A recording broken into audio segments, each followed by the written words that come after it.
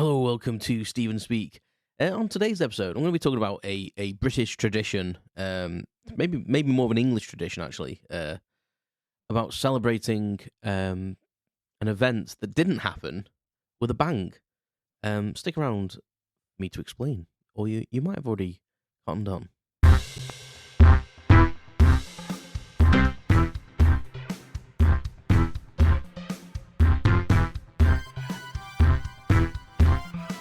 Welcome to Stephen Speak, the podcast. Unscripted prattle on everything and nothing.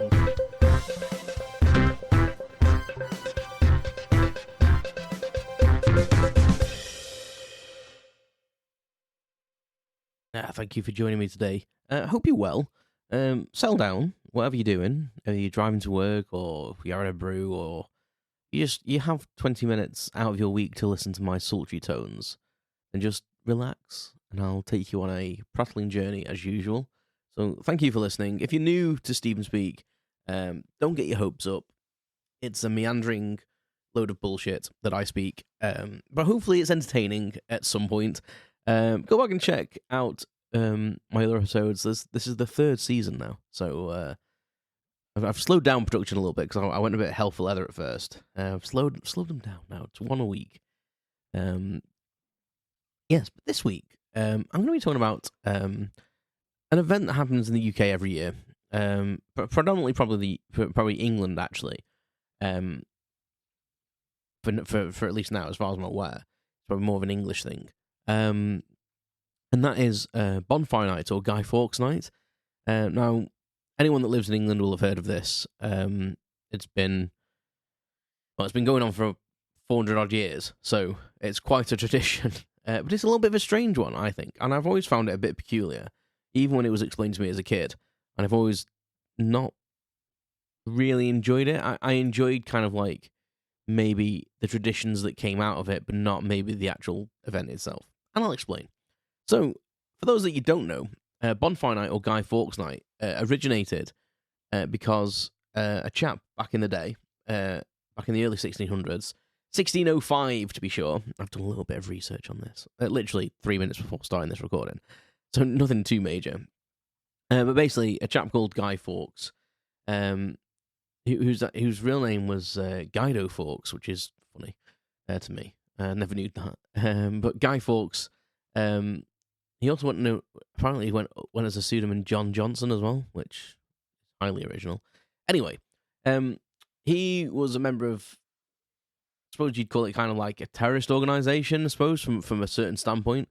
But he basically was Catholic and part of this group of English Catholics that basically didn't like the way the Protestant monarch was ruling, and they basically plotted to kill him.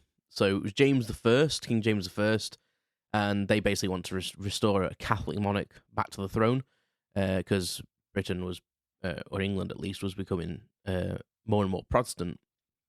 So there was a religious connotation to this, as there is a lot of things through history, and I'm not going to get into that.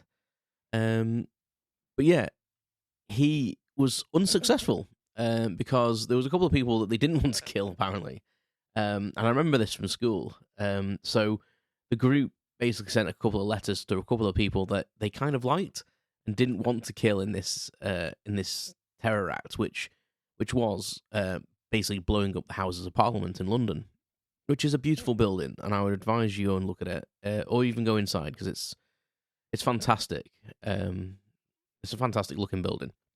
But him and his group decided they were going to blow it up with a load of the people inside, and there was going to be some event going on. I can't remember what it was now, but there was going to be some event. I think it was for King James's daughter, and they were all going to be there basically. So he was going to blow the whole thing up on the 5th of November, which is now celebrated as Bonfire Night. But he was unsuccessful because, as I say, he sent these letters to these few people that he liked, and in October, so giving them about a week or so notice. I think it was like 2 weeks notice, basically saying like, on this date, don't be in that building.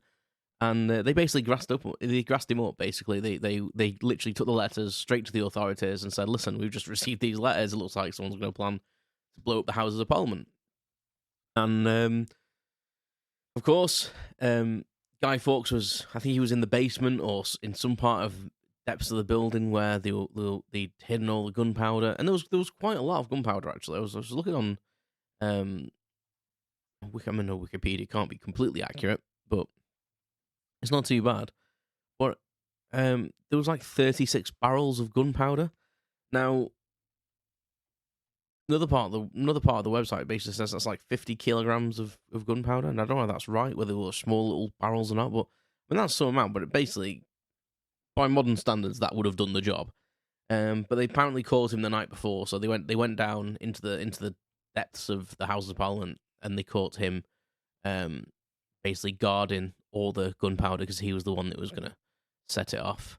Now, I don't know if he was going to kill himself in this, because I'm sure like the fuse that they would use maybe wouldn't be too big. So I don't know whether he was planning to actually escape, whether he was going to go down with the ship kind of thing. I'm not too sure on that. But either way, he was unsuccessful. He was carried away, and basically it was revealed to the people what was going to happen, and the fact they'd foiled it, and blah, blah, blah, blah, blah. One of the things that really stood out to me in school is I remember they wanted him to confess to his plot, basically, so they could actually carry out a sentence. They wanted him to basically take the fall for everything.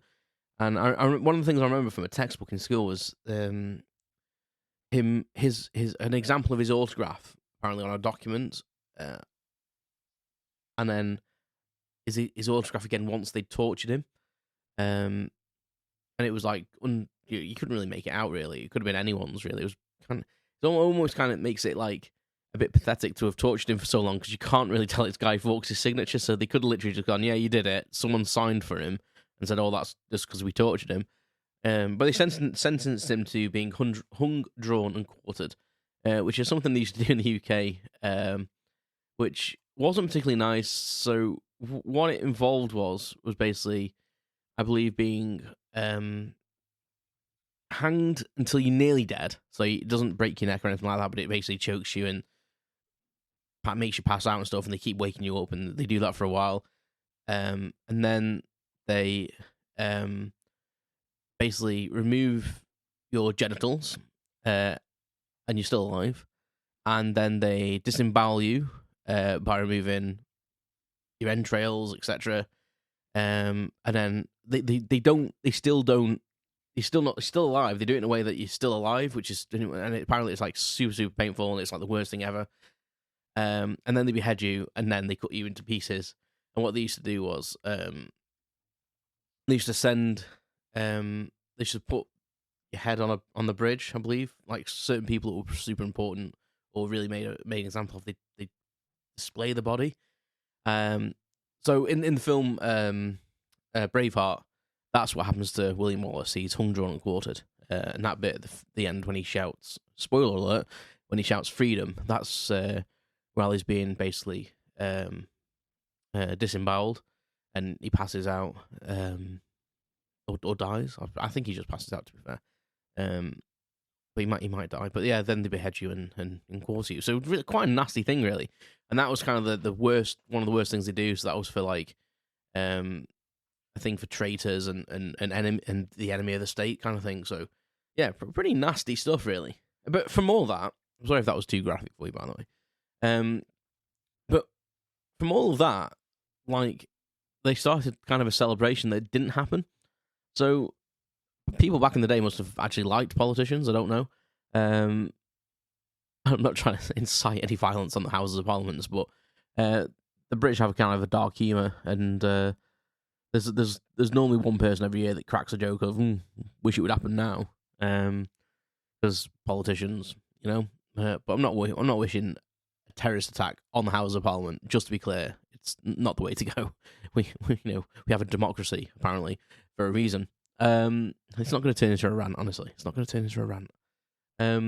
But yeah, it's just a really weird thing to celebrate, I think, because, well, it isn't. We celebrate the fact he didn't do it, which is good. Like, if it had blown, for one thing, that building's beautiful, and I wouldn't want that building to have been destroyed.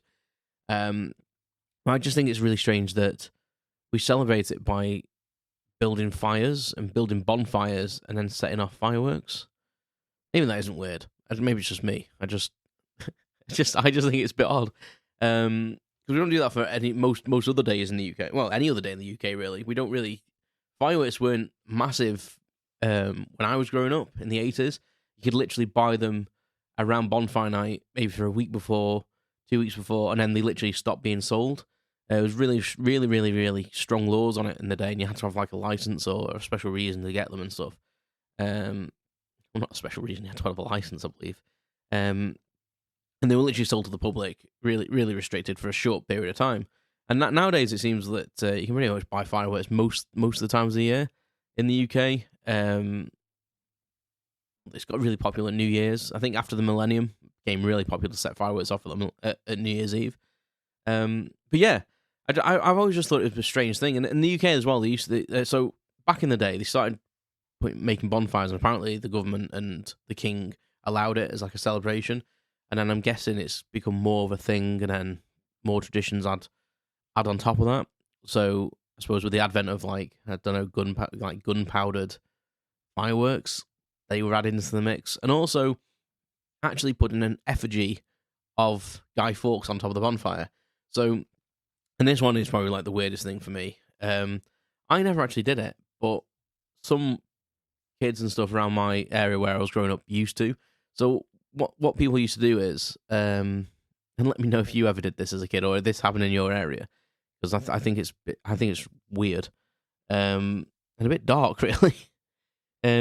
People would basically make an effigy of Guy Fawkes out of old clothes, like kind of like a scarecrow, basically. And they would basically go around people's houses. So they'd carry this scarecrow thing with them, and they'd knock on people's doors and ask for a penny for the guy. So you donate a penny for the Guy Fawkes, and I'm not really sure what the money was for, if I'm honest with you. I think it was more to do with paying for the thing to be made, or maybe helping pay for the bonfire and stuff like that. So I'm guessing it was a contribution. They'd made the guy. They were going to have a bonfire, and you could pay basically to contribute, and then go and enjoy the bonfire and the guy being burnt to death. He's not really alive, is he? So I suppose it's not really that bad. Getting a bit dramatic there. But yeah, I just think that's a weird thing to do. Like, make an effigy of someone. Like, but I suppose for all intents and purposes, Guy Fawkes and the organisation were committing like a terrorist attack on the government. Yeah, so I suppose it's not too different to some of the things that we remember today that were from terrorism or things that were avoided, but we don't really celebrate them with this Bonfire Night. So yeah, it's just really weird, and we never really celebrated it too much as a kid. To be honest, when I was younger, my mum and dad didn't really have fireworks at home. I think they thought it was a bit of a waste of money, which I must admit, I think I do as well. Hang on, I'm just gonna have a sip of my tea. My mouth's gone dry. A lovely big cup of tea here. What are you enjoying? While I sip. Answer me. Also, I'm staring directly. I don't know if you saw the post on social media at Stephen Speak PC. Go and have a check. But I got given like a little mascot, well, little present. But I'm going to use it as a little mascot because it amuses me, and it's a little ghost thing that's been hand knitted by one of my friend's daughter. And I'm after a name for it. So if you can think of a name for it, once you've seen it, think of a name for it. But it's sat on my microphone, and it's literally staring me right in the face. It's actually making my eyes go funny because it's like blurry out of focus. Anyway, yeah, so basically fireworks, all fireworks are, especially in the UK, especially when I was a kid, if you want to buy them for your own house, they weren't overly impressive, like, unless you spent a lot of money. And if you're going to spend that much money, you'd probably better off going to an organised display, which there are. Like, in Crewe alone, like, there's probably, or in my area, like, there's probably been advertised at least 3 or 4 professional Bonfire Night displays. I've never really been into it. I've been to a couple of displays in my life, and I like fireworks, don't get me wrong. I think the technically how they're made and what they produce in the sky, and they go bang and all these colours come out and all these weird patterns and sparks and God knows what, and all the chemicals that make them change colour and stuff. It's fascinating, but I've never been one to like have to go to one every year. And people having their own displays in the garden actually kind of annoy me. And I'm not going to get into a rant. Honestly, there's not going to be no rant here. But there's if you're gonna spend like 200 quid buying fireworks, you might as well just take your family to a proper display where you're gonna see proper ones. Because I think that's partly why my mum and dad never really did it at home, because they were all like whiz bangers when I was a kid. So you'd get a little rocket, you'd set it off, it'd go shooting into the sky, which is pretty cool when you're a kid. Like I do remember my dad doing a fireworks display. At least once, I remember at least once. We used to have sparklers every so often. The little sticks with I can't remember the stuff that's on them. But it sparks basically, and you got the little stick in it. It says sparks, and you can write your name in the air and stuff with them because they burn so brightly. So eye damage, brilliant. And yeah, so we never really did too much. I remember one specific one, but he actually did put on a pretty good show. He made his own Catherine wheel, which is like when the fireworks go round in a circle. But yeah, most of the fireworks he had, the most interesting one was what me and my brother nicknamed the traffic light one, where there was a firework on the ground and it just like shot up like a red, yellow, green like light into the sky, like a little rocket into the sky. But most of them whizzed up into the air with sparks behind them and just banged in a white flash. And once you've seen that 20 times, it's pretty boring. So for me, professional ones are the way to go. What the tradition was mainly in my house, because we didn't really go out. We could see from our house. The local park was like, as the crow flies, in a straight arrow, probably less than a quarter of a mile away, about half a mile away at most. So we couldn't see all the ground activity, but we could see all the fireworks that came so far into the air. And the tradition came at my house where, because my mum had a bit of a scare at one of the fireworks events that she took my brother to. I can't remember if it was my brother's coat that caught fire or a little boy nearby, but one of the fireworks came down and landed in someone's coat, and it caught the coat on fire, and it kind of put my mum off going to a live display. So, so what we used to do is sit in mine or my brother's bedroom, which looked out towards the park, and mum used to give me like sweets and snacks and stuff. So like a bowl of Twiglets was like the favourite for us, a glass of milk, and maybe a bit of chocolate and stuff like that. And we used to sit for like an hour and watch the display. And we could open the window, because they used to have music and light shows as well. So we could open the window and listen to the music. And a lot of the time that the fireworks were timed to the music, and it was bloody brilliant, to be fair. Like that's for me what fireworks night is sitting looking out of a window, looking at them and not paying. But loads of people now have them in their own gardens, and for me they're these whiz bangers. Some of them are a bit nicer than them nowadays. Like, you know, they have the public ones have become a bit more fancy, but for me it's dangerous as well, isn't it? Like, you're literally handling explosives, and I don't think that it's probably the safest way to go about it. I remember you watching like the safety videos at school saying like, don't handle a firework and don't go back to it once it's lit, and if it goes out, don't go back to it, wait a bit, or, you know, and then cover it in sand and all this sort of stuff. And I just think if you just go to a professional one, like, why waste your money? I feel like you might as well set fire to your money, if I'm honest. That's my normal go-to saying. Just set fire to your money, because you're literally just setting fire to your money. You're blowing your money up, and they're not even that nice. Not even that nice. I mean, if you do get really nice ones, maybe I'm just behind the times with fireworks. Maybe I just don't even know fireworks anymore. Maybe the whiz bangers are a thing in the past, and you can go out there and actually get some professional grade fireworks for your own garden.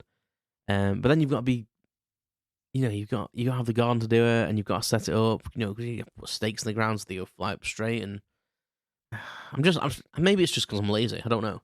It just doesn't appeal to me. So you think when we have kids, I'm hoping that that sparklers will be the way to go. But I think if they want to see fireworks, let's take them somewhere and buy a house where you can see the park. I don't know if they're doing one this year actually in our park. I don't know. So that's how interested I am in it. But I just thought I'd go through that today, because I know I get a lot of listeners from America and stuff. So I was thinking maybe you don't know what Bonfire Night is. It's kind of like the 4th of July, but celebrating the non-event of a terrorist attack. I just think it's a really weird way to mark an occasion by setting big bonfires off, burning effigies of criminals, and setting fireworks off as well. I don't know. It's always been a bit of a weird celebration to me, and I kind of understand why you would celebrate a terrorist attack not happening. But yeah, it's just a bit odd. So yeah, so that's Bonfire Night. That's the 5th of November in the UK. But if you are gonna have one, that's what I say. I do have a dog, and don't moan, but animals get scared of all these bangs and stuff. So if you're gonna do it, like, one, don't set them off in the daytime. What the hell are you doing? Like, that's even more pointless, especially if you've got a whiz banger. You're not gonna see nothing. And two, be considerate. It's probably the considerate thing not to have your own in your own garden. I'm quite lucky with our dog. He barks at the bangs, but he more like goes outside, and once he's seen what it is, he'll come back in, and he's not too stressed about it. But I know some people's dogs do get really, really stressed. So just think about it. If you've got a neighbor with a dog and stuff, try and be considerate. It's great to have your own party and stuff, but yeah, they are basically explosions in the sky, aren't they? Yeah. So I don't end on a Karen moment, but just be sensible and don't hurt yourselves as well. That's the main thing. If you are gonna have a party, or you're dealing with fireworks, or you're doing anything with like that, just be sensible enough that you're not gonna kill yourself or maim yourself. Yeah. So there's the whistle stop tour of Bonfire Night and Guy Fawkes Night. Hope that was slightly educational and not too ranty. Thank you very much for listening. Check out stevenspeak.com. I say this every week. I am going to update it at some point. There's loads more updates to go on. I'm just writing them down at the moment as what I want to do and how I want to arrange it, and I might have to redesign the whole bloody website. Yes, and yeah, so go and check stevenspeak.com out. Contact me on social media. Really, really need your feedback. What do you like to hear? Is there any suggestions? Etc., etc. And thank you for listening. And just have the best day. I'll speak to you soon. You've been listening to Steven Speak the Podcast. Thanks for listening to my unscripted prattle on everything and nothing. Visit stevenspeak.com for updates, information, and my blog. You can follow more updates on social media at StevenSpeakPC. Thanks very much, and I'll speak to you soon.